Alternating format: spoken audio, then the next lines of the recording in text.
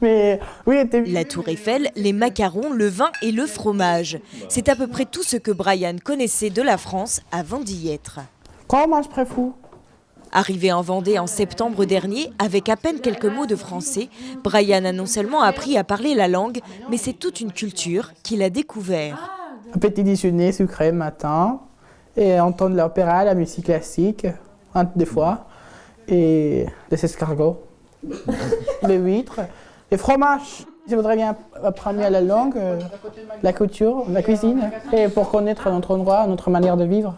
Pour lui permettre de vivre cette expérience, la famille Dimitrov, qui l'accueille pour 10 mois. Habituée à accueillir des jeunes de toutes origines, la venue de Brian n'était pas une nouveauté pour eux. On accueillait déjà des stagiaires anglais dans le cadre de l'échange sur Montaigu. Ça se passait bien avec les enfants.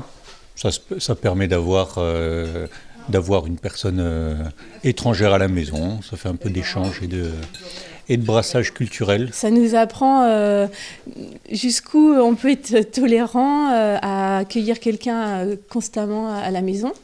Et puis aussi, finalement, qu'est-ce qui est important quand on accueille? Est-ce que c'est de faire 10 000 activités par semaine, tous les week-ends? Ou au contraire, voilà, c'est juste prendre conscience de comment on vit et qu'est-ce qu'on a envie de transmettre de notre façon de vivre. Transmettre et apprendre, un véritable échange entre deux cultures qui profite à tous. Mais après avec Brian c'est surtout culinaire la culture.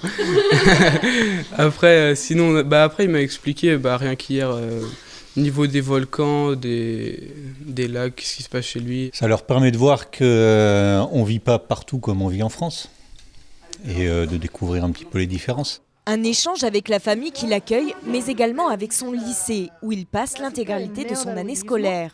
Est-ce que les conditions du milieu ambiente?